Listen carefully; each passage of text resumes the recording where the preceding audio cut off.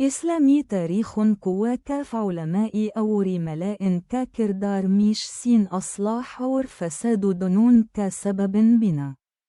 كجه نون نبي كريم صلي اللو علي وسلم كي تعليمات كي روشني من لوكون كي رنمائي كي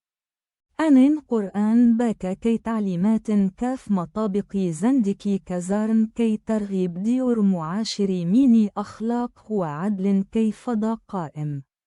كي جنون نون صحيح راسة اختيار كيا أنون نون جان كن به ظلم واستمبايس كاف خلاف أواز اتهائي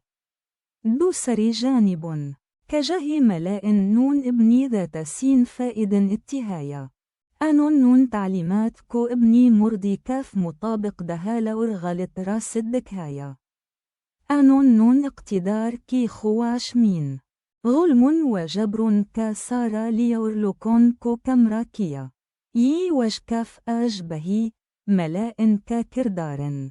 أصلاح يا فساد هيك أما سؤال مين قرآن مجيد كي آيتي يا أيها الذين أمنوا كونوا قوامين للي شداء بالقسط ولا يجرمنكم شنان قوم علي لا تعدلوا اعدلوا وأقربوا للتقوي واتقوا لإن ألا خبير بما تعملون برغور كرنا جاي والراء فرداكو ابني ذم داري كحساس كرنا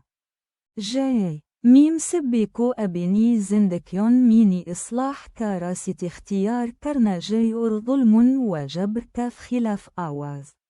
بلند كرني جاي